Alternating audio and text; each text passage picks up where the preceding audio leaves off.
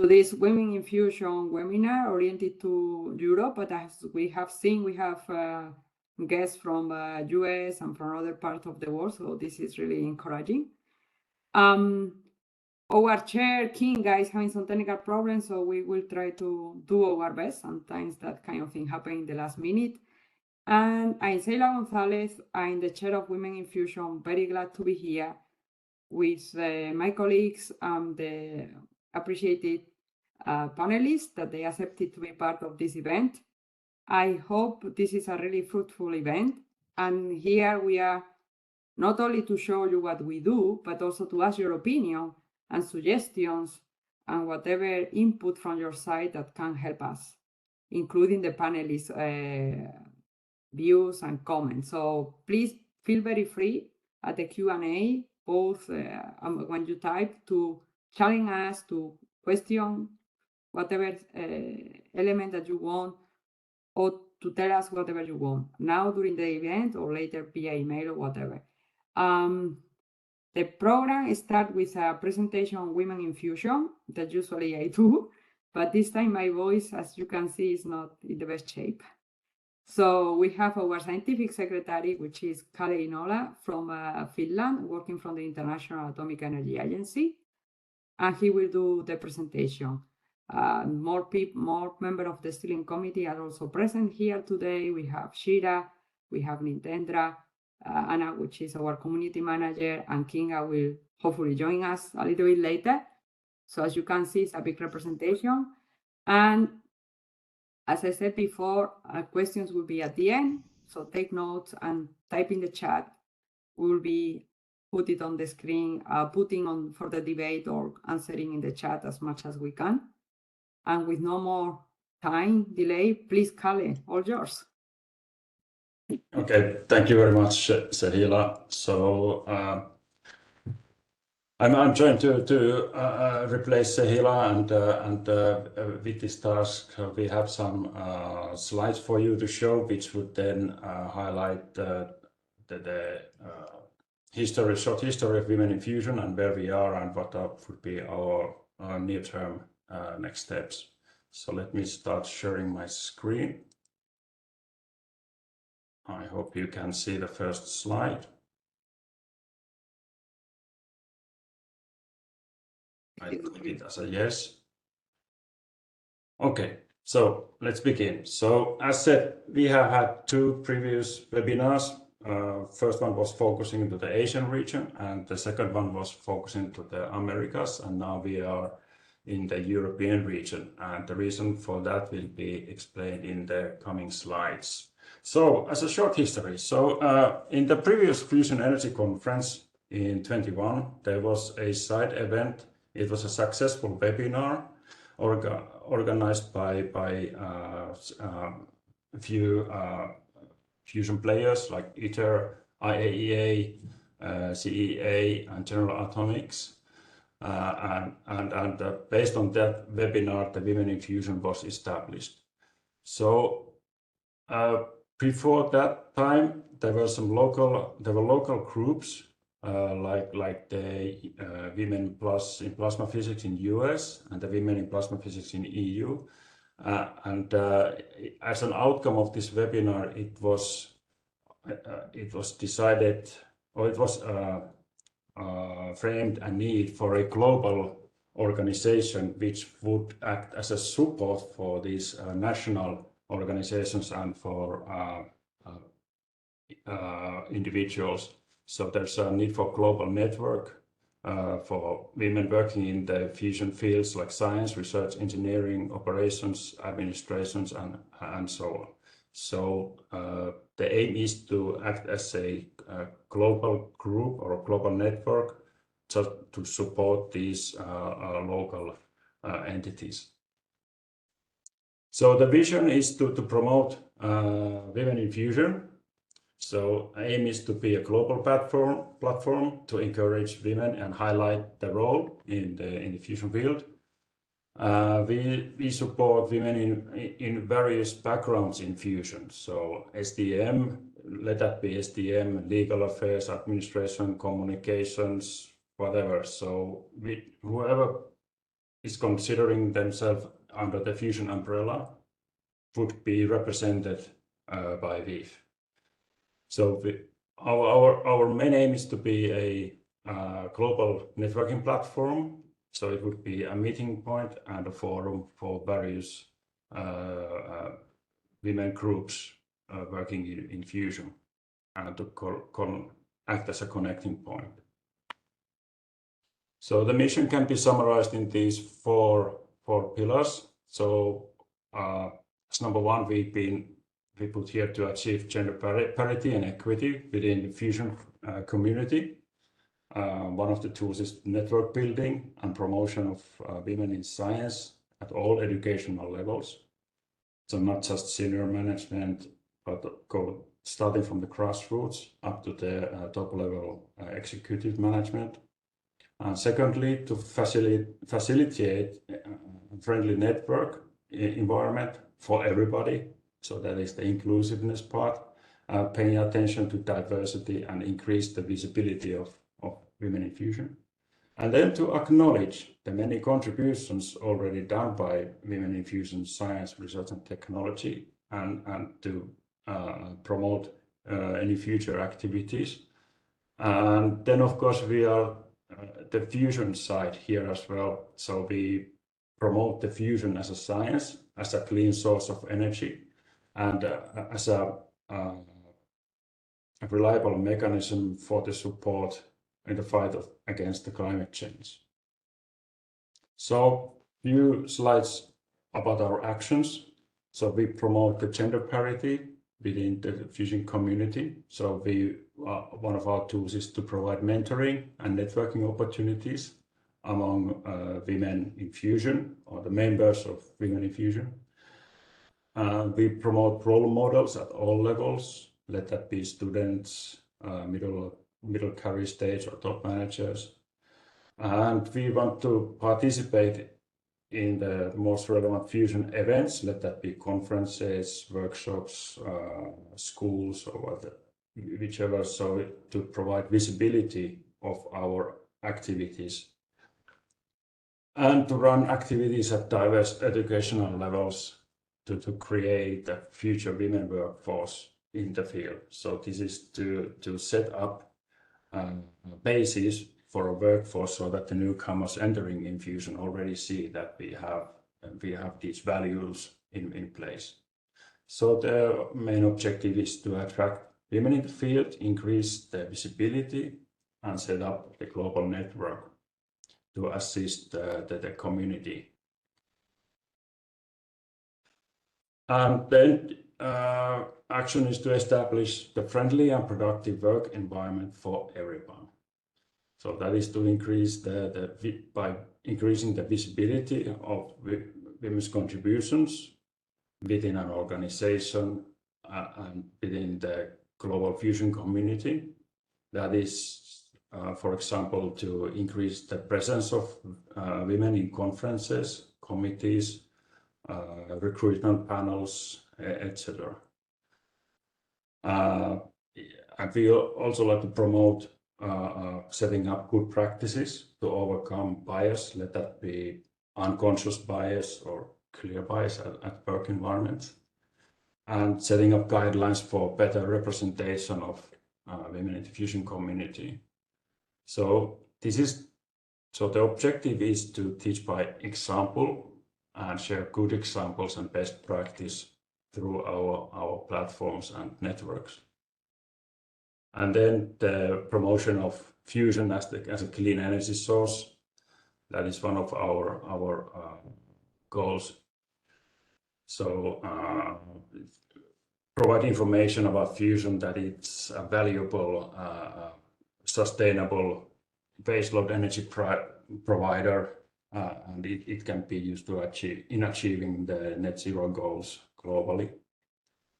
And promote the international and peaceful aspect of fusion, and ensure that the role of women in the development of fusion is properly acknowledged and addressed in all the relevant forums, conferences, and documents, and decision making. And one of our action points is also to set up a research program. So this is one of the pillars of the group. So we want to collect data relevant for gender equity, gender parity in fusion and in STEM workforce. So with that data, we could provide evidence-based documents for decision makers, and we would follow the evolution of that data based on the decisions made as well. So, the goal is to influence also the policies to support gender equity in fusion. And then the global platform issues. So one example is the web page, which we launched a year ago. The idea in the Women in Fusion platform or network is to converge members globally. So let that be members of national groups or individuals. All would be free to join or not to join the group and use our tools and networking elements. So, and Women in Fusion aims to become a global meeting point. For all women groups in fusion. And so to summarize, so it would be to provide a global voice for all women around the world to drive fusion globally. So this is the snapshot of our registered members so far globally.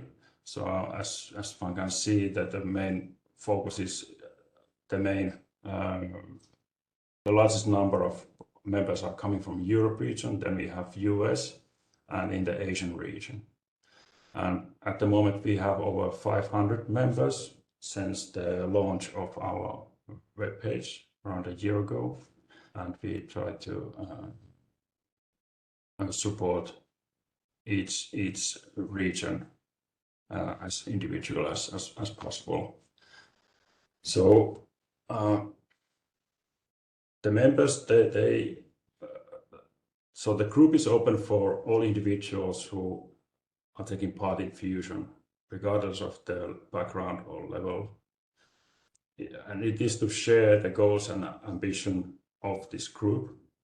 And in addition to private members, we can accept associate members and establish relationships with independent organizations.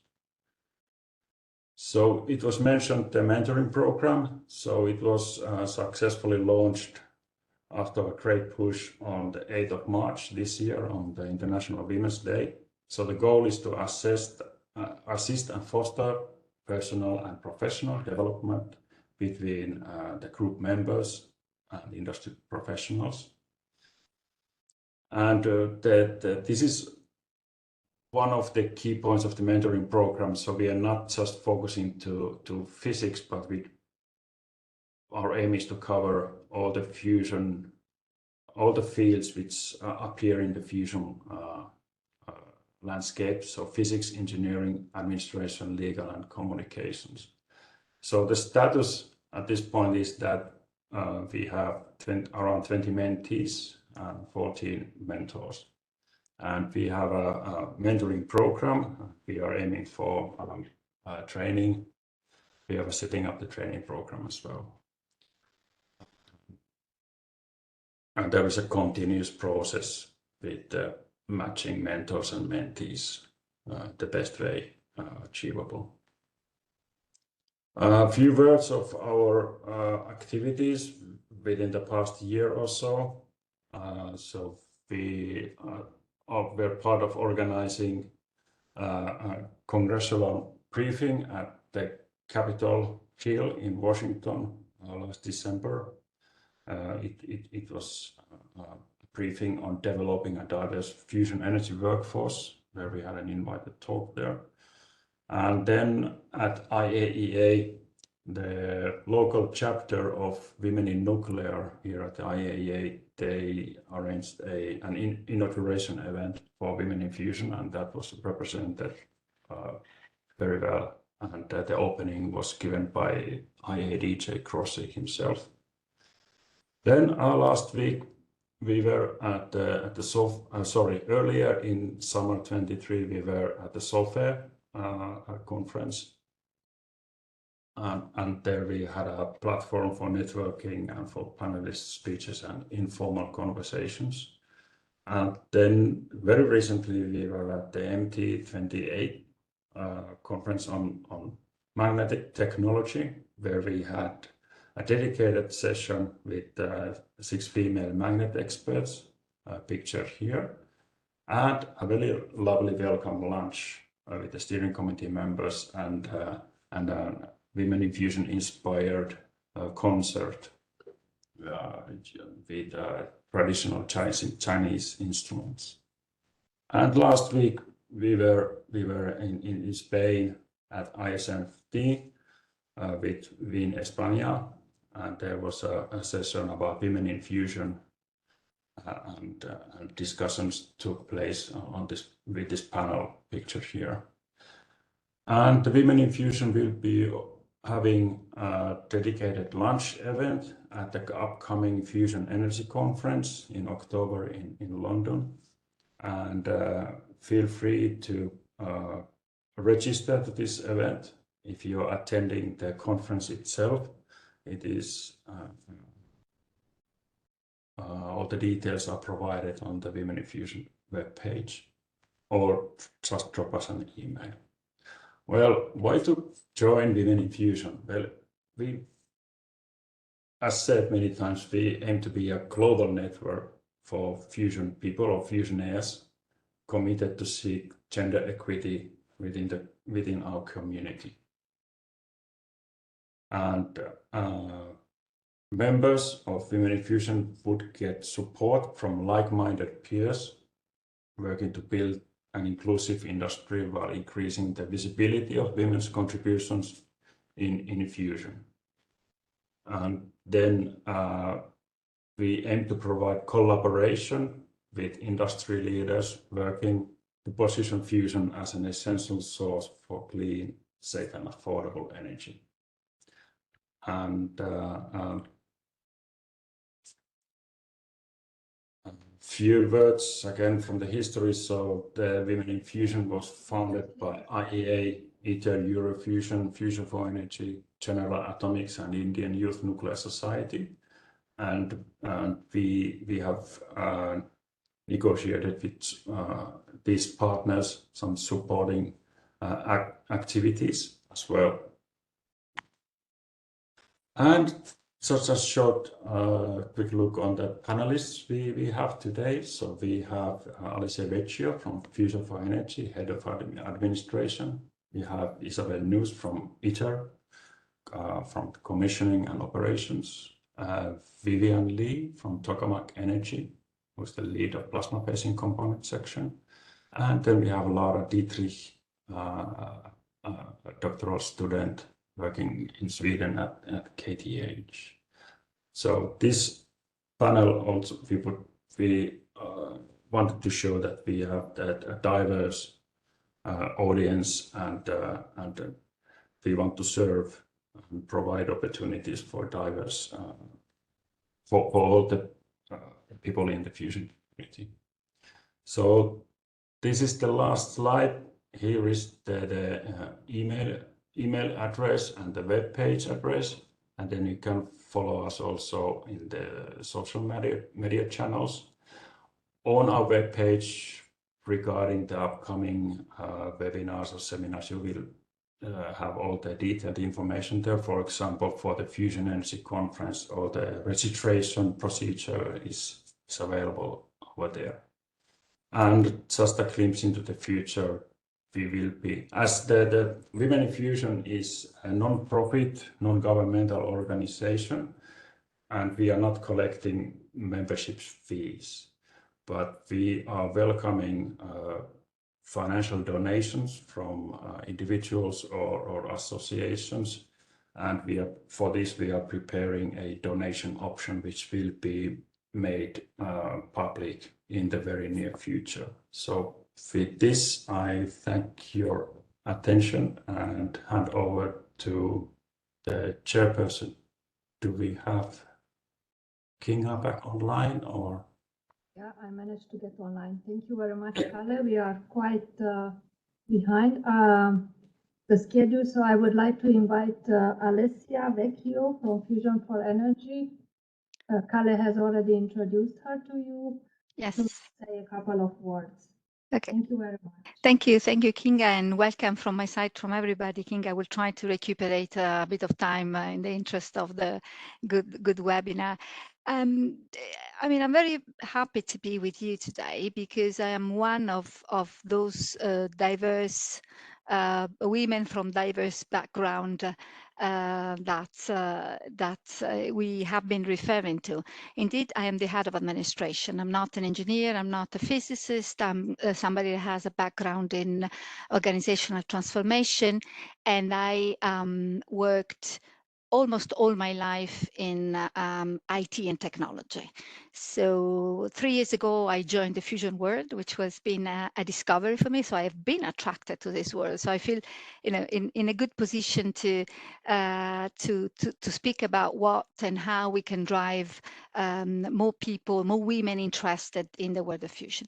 But first of all, who is Fusion for Energy? That's our official ID on the screen.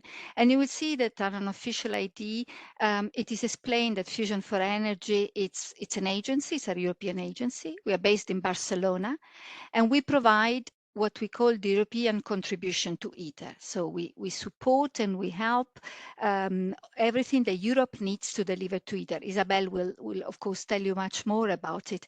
And we call ourselves the domestic agency. We are involved as well in other projects to develop fusion with a budget of 5.6 billion in 6 years.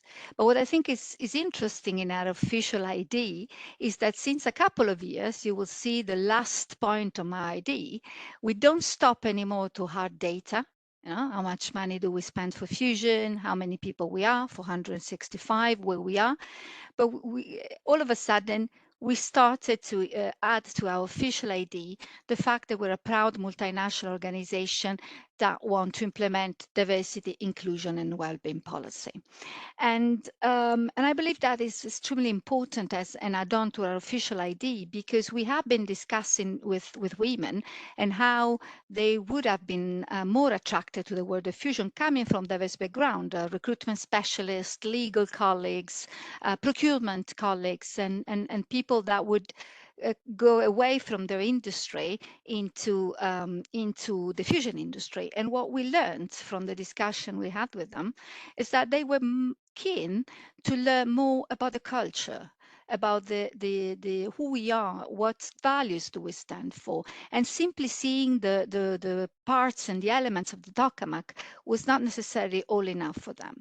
And that is why we put a lot more energy in inspiring and engaging. Since a while, part of our efforts have been going in representing in much more vigorous way what we stand for. You will see later the results of this effort to talk culture with the women's sector, to talk values with the women's sector of the labor market, and to what extent we got success. And you see, I mean, campaigns which have been some snapshot, but campaigns that says it clearly and give a voice to our people.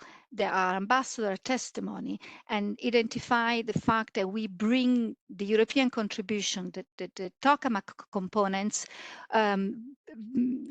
celebrating and putting in value the people that are behind it. Look at this, you know, Fusion for Energy campaign here.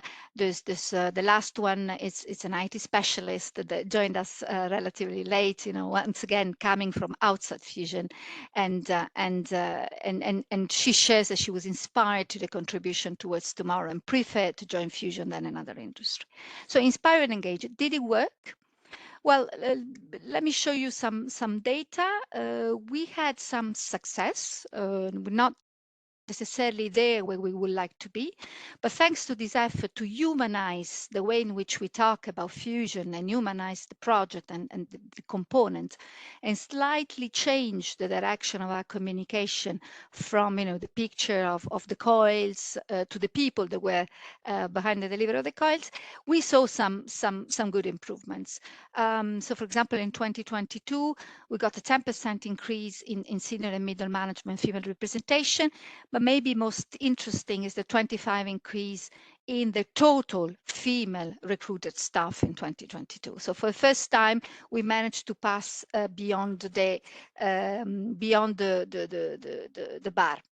I see that my 5 minutes reminder is just it's just landed, but I want to conclude saying that that what Fusion for Energy has been really busy in the last 3 years in particular too, is to find a voice that could speak with different segment of the labor market, to our engineer, to our physicists, to our administrative people, and make sure that more and more applicants would be interested in trying. And 35% of our applicants today are finally women. So maybe a bit of a success. Will not stop here, but of course we're very interested to get feedback on this point. Kinga, back to you. I think my 5 minutes are over, and I promised to recuperate time, but didn't manage. Yeah, don't worry. Thank you very much, Alessia, for this nice summary. And I would like to invite Isabel NUNES, who is from ITER organization, and she's responsible for commissioning the operations. Yes, so I'll share some slides that I prepared very quickly. I apologized that I did not prepare many slides. I'm trying to show them, but I don't know. I think I need to stop sharing, just trying to find a way. Okay. I think I stopped, so you should be able to now. Okay, good. So I prepared just a few thoughts, and I wanted to present myself and the ITER organization. So just very quickly, as trying to also, as Alessia, recover the 5 minutes, but let's see if I can succeed. So the ITER organization is an intergovernmental organization that was created in 2006 and was formally established in 2007 and has 7 parties that are called the ITER members. So these are China, Euratom, so Europe, India, Japan, Korea, the Russian Federation, and the United States of America. So these are the members that contribute or are part of the, so are the contributors to ITER. There are other contributors or not members, but are other participants in ITER that do not belong to these parties. The ITER organization, so the purpose is to promote cooperation among its members, as you all know. So it is an international collaboration. So we work with all different nationalities, and what the aim is to demonstrate the scientific and the technological feasibility of fusion energy for peaceful purposes. So ITER organization acts as an overall integrator of the project and is the nuclear operator of the ITER facility. And you can see here the ITER organization, we have many people, so it's more or less around 1,000 people that are directly employed, so they are staff. Then we have project associates, we have, these are collaborators that come from the ITER members and will spend 4 or 5 years, I think it's 4 years at ITER. Are you sharing, are you changing the slide? Because you still see the first slide. Oh, I did change the slide. Did you not? No, you don't see. Okay. I'll stop. Okay, as I said, so ITER has 1,000 more or less. Okay, so employed staff. We have project associates that come to ITER for 4 years in order to work in a specific area and to contribute from the members. So they are not staff, but they contribute to the project the same way. We have contractors, of course. We also have other people. So we have the science. The science fellowship also, that are people that scientists that collaborate with ITER in different areas of their expertise. So so here I'm presenting myself. I always worked in fusion since my days of student at university. Actually, I did an engineering degree, but later I started to work for fusion. I started in ASDEX upgrade, and then I went to JET, and my expertise at the moment, after all these years, is actually to do plasma operations. So I run the Tokamak, I prepare the experiments, and I run the Tokamak. At ITER, I have my title is commissioning and operations RO. So my responsibilities are to define what is the plan to do the planning and the preparation for a Tokamak operation. So I have to plan what the different systems, how they are put together in order to make sure that the Tokamak operates and is ready for the experiments that we plan in a later stage. I also do define what are the protection functions that are required for the systems to operate in a secure way. So we have to define operational spaces in order to make sure that we don't do we avoid damage to any of the systems. I also support ITER on issues related on how a fusion plant operates. So we have many experts on fission, for example. We also have on fusion, but we have to always put together the two. So some expertise, some people don't need expertise on fusion. But of course they would like to know how fusion operates because we are working for fusion project. So I help, or I tell people, or I also do a kind of a course in the ITER Academy that we have to explain my area and how do I work and how this impacts, for instance, their work. Of course, because I have a scientific background, I also work on the support for the ITER, for the development of the ITER research plan. So this is what are we going to do once the plant is built, once we have prepared the plant for operation, which experiments are we going to do in order to demonstrate what is the milestone of ITER, that is the demonstration of a Q=10 plasma, to demonstrate that we can successfully produce fusion energy. Again, then there was a question on gender equity. I think ITER is strongly engaged in diversity and inclusion. However, this is my personal opinion, of course, I do think that we are still far from observing gender equity in fusion. So not only at ITER, but I think in fusion. And I think that the rules might be well defined. We have everything in place to make sure that the gender equity happens. What I don't think is that the people that have to apply this does it correctly. And this is my issue. So this is what I think the work needs to be done, is to the people that have to apply equity, because not all of us are able to do that. Yeah. So when I go into interviews, for instance, to hire people, I look at the merit of the person and not if the person is a woman or a man or whatever. So, but I don't think that this is a general way of doing things at the moment. So we still see some, I don't know if it's cultural or if it's an age related, but so there are several factors. We still see that this is not applicable everywhere.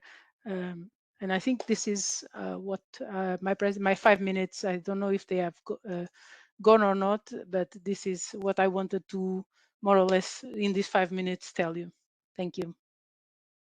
Thank you very much, Isabel. And I would like to invite our colleague from Tokamak Energy, Vivian Lee, to talk about her experience. Thank you, Vivian. Great. Hi, so thanks everyone coming. It's great to see so much engagement today. I'm from Tokamak Energy. I work on plasma facing components here at Tokamak Energy, and our technology really is putting together a spherical tokamak and high temperature superconducting magnet technology. And this slide just shows nicely the milestones that we've hit as a fairly young company compared to the other organizations here today. Just in the magnet conference this week, I think we've also announced some good results and observations from our Demo 4 program. Our plan really in the next 2 decades is to build on our existing technology and existing knowledge to apply it to advanced prototypes and first-of-kind fusion pilot plants in the next 2 decades to de-risk technology and further develop some of these aspects in terms of operating a fusion pilot plant. So as I said before, I work on developing solid-placed plasma-phasing components, and that basically describes everything that can see a plasma within the tokamak, and these things can get very, very hot. So we're focusing on developing short-term, near-term, and long-term technologies within the team in terms of materials and manufacture and plasma interaction within the group. What I'm also involved in at Tokamak Energy is our Equality, Diversity, and Inclusivity Working Group and STEM Ambassadors Working Group. And I thought today it would be nice to present our journey and how these groups came about. And it's fairly young. It's not to say that we weren't doing anything in these realms before we started these working groups, but the efforts were just less coordinated. And we can be a lot more engaged and a lot more effective as a working group. So the launch of the ED&I working group was actually last year in June 2022. And we did a bit, we had a few councils and we had a few forum discussions and decided to also launch the STEM Ambassadors group. And that was led by a great colleague of mine, Anna Hills, and that you'll see in the middle of the picture there. And work has been ticking on background, and we've managed to pull more and more people into these 2 working groups and within the company, and getting a lot more endorsement by everyone else across the business units. So it's a fairly young group, and so far we've participated in quite a lot of events, and these are all focused on engaging a healthy STEM pipeline into the company or into the fusion industry itself, but also focus on the employees at Tokamak Energy and our most immediate suppliers and contractors. I'm quite proud to say that we've got a bottom-up and top-down approach to work towards our ED&I vision. So by this, I mean that we drive initiatives for the working group, and the working group consults the rest of the business, the rest of the employee group around their issues, their feedback on improvement. And we have business sponsors that drives this at a higher level to foster an inclusive culture.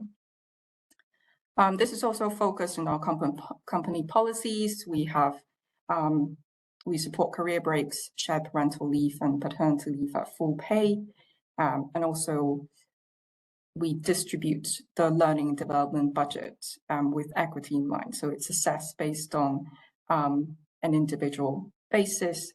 And of course, when we talk about equity, it's not just gender. I appreciate this is what this webinar is about, but equity goes much further than that. So it's everyone of all disability, of all abilities within the organization. And back to our STEM team, we have been active for probably quite a few months now, almost a year, just short of that, but we've reached almost 4,000 students, teachers, and parents in 11 events. So this includes career events, school outreach.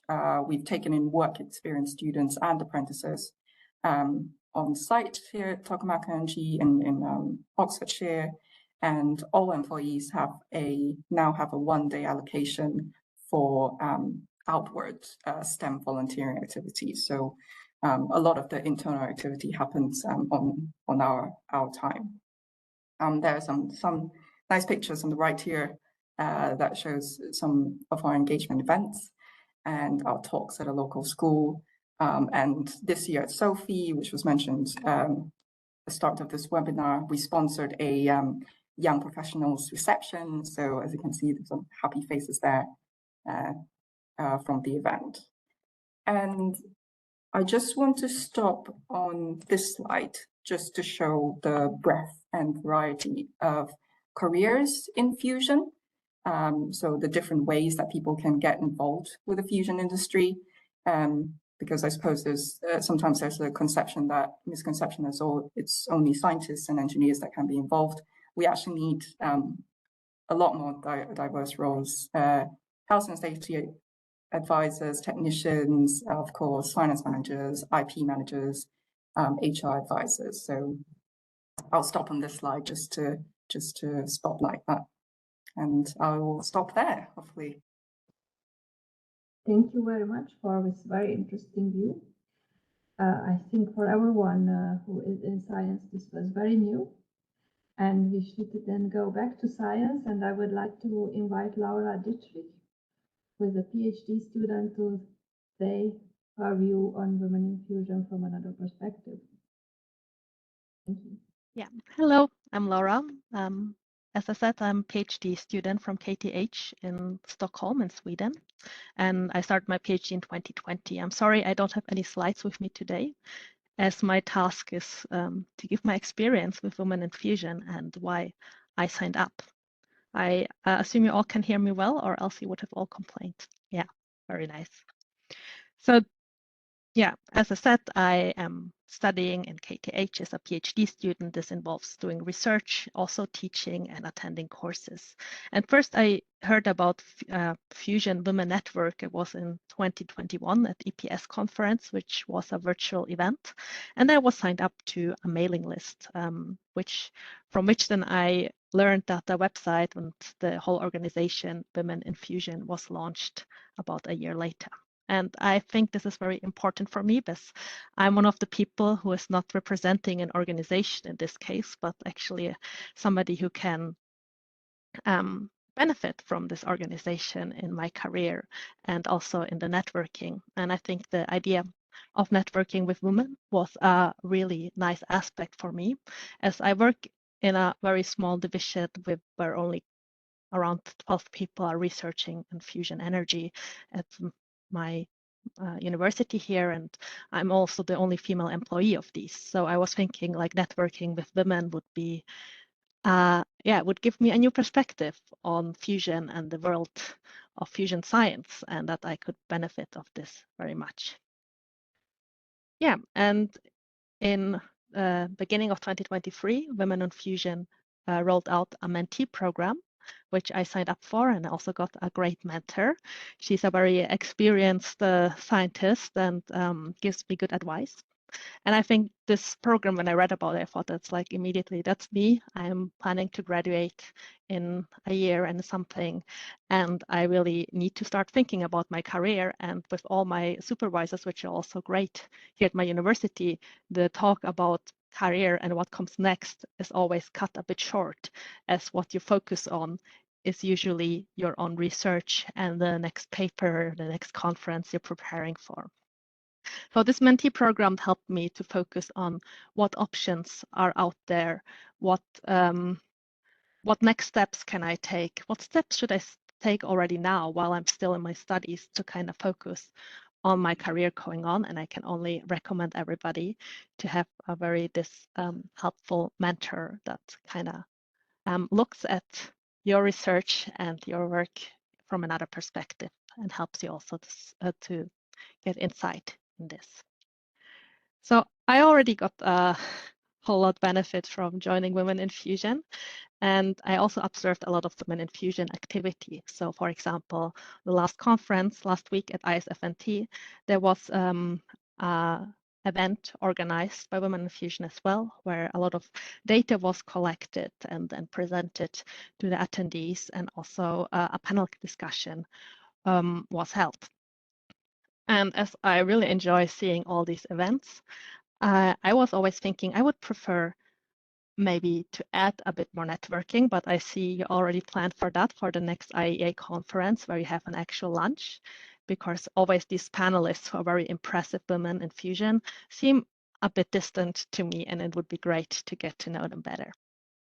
Yeah, and another thing I noticed was that most of participants in Women in Fusion was mainly from European or North American countries. So I think it would be a great success if Women in Fusion would manage to also be active in the other areas of the world.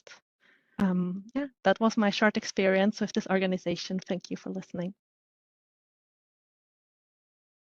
Thank you very much, Laura. And thank you all for this, for sharing your views with everyone. I would have a couple of questions. In the meantime, please feel free to continue. The first question is to Alessia. Stefan is asking Richard, I'm sorry if I pronounce it wrongly, that you managed to get 58% of women as new recruits. How does this look, the statistic regarding the applicants? Yeah, thank you for so we hired more women than they actually applied, in the sense that we got 35% overall applicants are women, but we made a conscious effort to always, when the choice came and a parity of competency, to push very clearly and very openly recruiting managers to consider the women applicants. So 58% is the overall recruits, and the overall applicants is 35%, with clear differences between management position and non-management position, but overall the bench 35 for the moment. Thank you very much. Then there is a question from Joel to Vivian about the school outreach. If you could share us some more views on it. Yeah, we have a variety of school outreach events, so some of which I presented in the slide. So we will quite regularly interact with teachers in the local area and go out to schools to talk to kids of various ages. Sometimes they will come on site, but because there's so much machinery going on, sometimes big groups are hard to handle. So that's one aspect. For smaller groups, like work experience students or just visitors, we always invite them to look at our warehouses, look at our control room. It's always very exciting when they're in there for Pulse. And we've also participated in a variety of panels for kids who are maybe choosing their degrees or choosing what career paths they would like to go into. So we participated in those as well.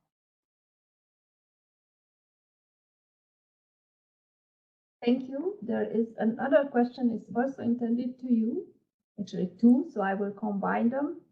What do you think that are the most effective actions to attract and retain women for fusion? And which kind of hiring practices are you implementing?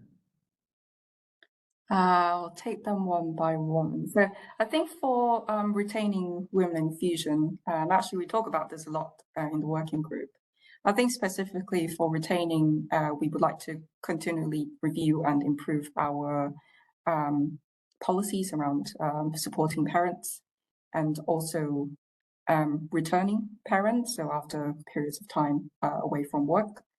In terms of attracting women in the industry, as I said, that was why I wanted to finish my set of slides on the slide that signposted all the different roles that people can get involved with fusion. It's not just scientists and engineers, but on the scientists and engineers, the STEM side of the business, we're very active and engaging, and we're also supportive of young engineers coming through the pipeline. So as I said, we sponsored the Sophie Young Professionals Evening, and so I personally am involved in a mentoring program with my university, where I mentor university students who are finishing their degrees and just entering industry. And there was another one, was there? Yes, it's the question about the hiring policies, what you are implementing. So, for hiring policies, I think we work with our recruiters to make sure that the candidates are treated fairly and they receive the feedback that they should rightfully get from their interviews. And from the other policies that come about internally, like manager training and employee training, the hiring managers should have a good assessment of the candidates as they come online. thank you. If you don't mind, I would have also a follow-up question. What you do with, for example, childcare? So do you support the employees with childcare options, for example, ensuring them that they have a place in the kindergarten or daycare, so that the mothers can work?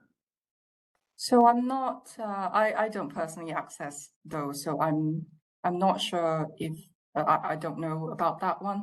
But our working hours. So we run a flexible working policy, and we do hybrid working where we need to by agreement with the managers. So that in that sense, that's very supportive, and we have a very I think it's a very supportive shared parental policy. So I know my colleagues who've been who took a few months off to support their families when they had newborn babies. Okay, thank you very much. I don't see any not responded question in the chat, so I would allow one question from the panelists if, to Women in Fusion, if you wish to ask us something.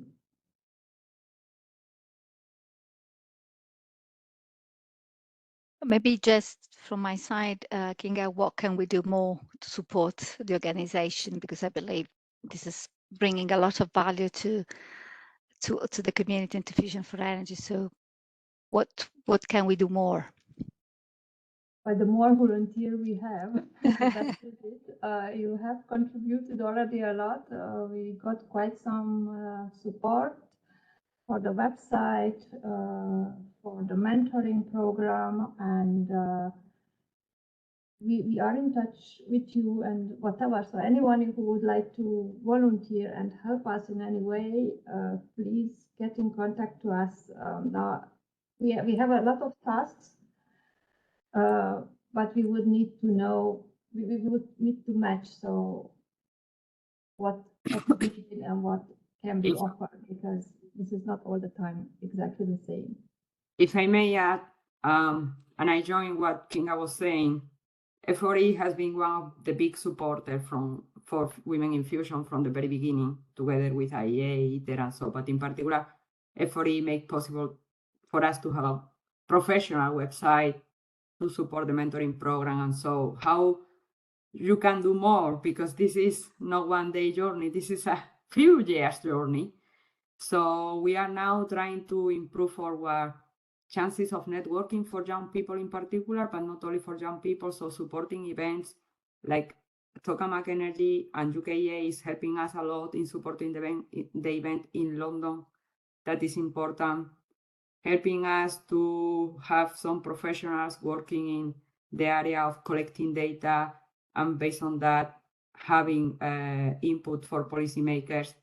All these aspects are really important. So I would like to make clear that we really need to be engaged with the community, and we need to be supported by the community.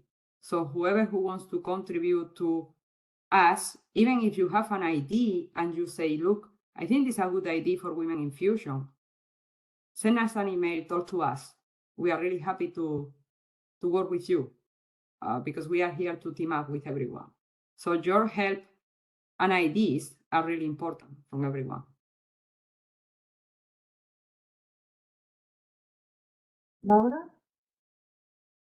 I have the question, what is your bottleneck as an organization? So you do a great work and a lot of impact, but where do you think, where are you missing the most? Is it like the senior scientists, or is it the acceptance at other big events, or is it the outreach to young scientists? What do you think is your bottleneck as an organization and which could be improved? Our bottleneck is time, I can tell you, because honestly, everyone is opening their doors. People from the First Light Fusion, I was there at the beginning of the year. I was talking to Nick. He was supportive. Now again, in the chat, they are asking, wherever I go, say, can we do this? I have these ideas, da, da, da. So what we are missing is some resources to be able to put in place all these good ideas. Because the people who are here, we are working for free in our free time. And you know that our free time is not unlimited, it's really short. So this is why we start this supporting campaign now, next month or something like that. Because we need to be able to have people helping us, professionals helping us to be able to provide the service that we want to provide. And people are asking us to provide. And we are glad and honored to be able to provide. So. Thank you. Thank you. For both of you, okay. So we are 6 minutes behind, so I thank you very much for all. And as a follow-up to what Sehila says, if you know companies who would be happy to sponsor us, please put a good word for us. Yeah. And I would like to thank for all of you for this to the participation and for the patience with us. And I hope to see many of you among members, among mentees. You are always free to reach out to us. We will try our best to reply to your requests, questions, ideas as soon as we can. Thank you very much. Bye. Thank you. Thank you. Bye. Thank you. Thank you. Bye. Bye. Thanks to all. Bye.